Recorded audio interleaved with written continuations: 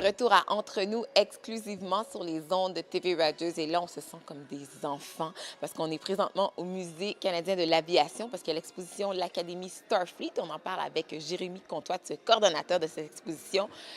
On est arrivé, il y avait déjà une file d'attente, une exposition qui fonctionne très bien. Oui, ça fonctionne très bien. On a des journées que c'est rempli.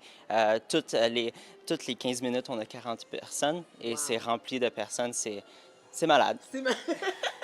C'est malade, en effet. Bon, les gens auront la chance de voir cette exposition tout l'été jusqu'au 5 septembre. Bon, l'Académie Starfleet, qu'est-ce que c'est exactement? Pour moi, je connais pas vraiment Star Trek, je m'excuse. Mais qu'est-ce que c'est? L'Académie Starfleet, c'est vous venez ici et vous venez dans l'Académie. Vous passez à travers la partie médicale, communication, il y a sciences, ingénierie, tactique, commandement.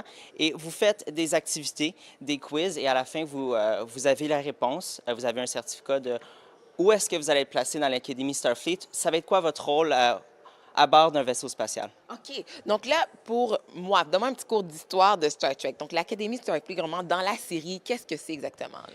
Donc, Star Trek, ça se passe dans le futur et l'Académie Starfleet, c'est comme l'armée d'aujourd'hui. Donc, eux autres, ils vont partout dans l'espace pour faire sûr pour garder la paix. Pour garder la paix dans l'espace. Donc, il y a les vaisseaux spatials qui se promènent, pour garder la paix dans l'espace.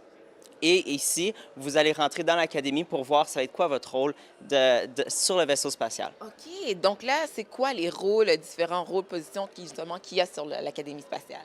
Donc, ça commence avec médical. Okay. Donc, c'est vraiment tout ce qui est comment savoir toutes les différentes espèces, toute l'autonomie. Oui, des nouvelles espèces. Il y a communication, donc il y a tellement différentes espèces, différentes langues. Donc ici, on apprend le clignon. Donc, on va voir si vous êtes capable de parler le clignon. Après ça... Le clignon. Le clignon, c'est une espèce qui est dans l'univers Star Trek, qui est contre un peu l'Académie Starfleet. Okay. Et on apprend comment parler avec eux, communiquer avec eux. Okay. Et après ça, on a ingénierie, donc savoir comment faire fonctionner le vaisseau spatial. On a ici science, comme Spock. Spock était en science. C'est pour savoir comment tout fonctionne dans l'espace, tous les trous noirs, les choses comme ça. Ensuite, on a tactique, donc vraiment tirer avec les phaseurs ou le vaisseau spatial et tout. Et finalement, on a commandement, donc Captain Kirk ou Captain Picard. Donc, vraiment savoir comment... mettre tous ces rôles ensemble pour faire fonctionner le vaisseau. Là, tu as dit commandement, c'est où est-ce qu'on est présentement, justement, c'est le pont de commande. Oui. Donc, les gens arrivent, qu'est-ce qu'ils font? Ils vont pouvoir, c'est quoi l'expérience qu'ils vont vivre? Donc, ici, au commandement, il y a le fameux test, le Kobayashi Maru. Okay. Donc, c'est le dernier test pour savoir si vous êtes capable d'être aux commandes d'un vaisseau spatial. Okay. Donc, c'est intense, c'est très, très intense, mais on respire. C'est impossible de passer le test. Donc, vraiment, on regarde comment tu es capable de faire quand tu es sous pression. Donc, okay. Tu ne peux pas passer le test, mais à la fin, vous allez voir comment vous avez fait. Quand tu dis qu'on ne peut pas passer le test, pourquoi? C'est trop difficile? C'est tous les choix, okay. C'est difficile. On peut passer le test, mais c'est vraiment le 0,5 % qui le passe. C'est vraiment un haut niveau. C'est haut niveau de commandement, mais c'est difficile. Il y a des choix à faire, sauver l'équipage ou attaquer. C'est très intense, mais venez ici l'essayer, puis on va voir si vraiment vous êtes dans le 0,5 %. Moi, je suis certaine que oui. Donc là, on ne sait pas. Là, est-ce qu'il faut bien connaître justement l'histoire de Star Trek pour bien vivre cette expérience-là? Non. Qu'est-ce qui est le fun ici? C'est vous rentrez, la première partie, vraiment, vous apprenez c'est quoi Star Trek, donc toutes les émissions de série, toutes les générations de Star Trek. Et c'est ça, donc vous n'avez pas besoin d'apprendre. Tout est très bien expliqué sur toutes les technologies et tout ça. Mais aussi, si vous êtes un gros fan de Star Trek, là, on a des surprises pour vous, on a des costumes, on a vraiment des choses qui ont été utilisées dans les séries, qui ont été touchées par les acteurs. Oui.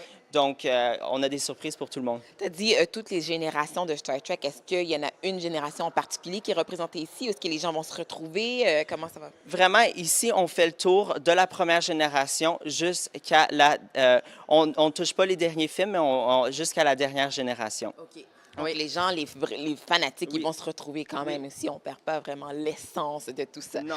Donc là, combien de temps justement ça prend pour vivre cette exposition-là? Une fois qu'on rentre, et comme tu as dit, il y a plusieurs étapes. Oui. Combien ça peut prendre? Combien de temps ça peut prendre? Ça prend entre 1 heure et 1 heure et demie, mais vraiment, c'est à votre propre rythme. Il y a du monde qui sont venus et qui ont pris Passer la 2 heures, journée. 2 heures, 3 heures. Sérieusement, Ouais, ils le ouais. font, ils reviennent, ils veulent avoir les résultats, ils veulent être dans un certain rôle. Donc, vous pouvez passer la journée ici.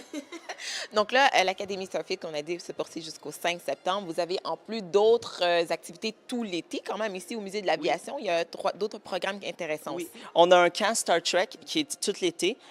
Vous pouvez venir, c'est science, c'est tout ce qui est relié à Star Trek, mais dans un camp d'été qui est vraiment le fun. Et aussi au centre du musée, on a des différentes choses, explorer Mars, donc l'univers de Mars et tout ça. On a exploré d'autres planètes. Donc, on a plein de programmations reliées à l'espace au musée ici canadien de l'aviation. L'aviation.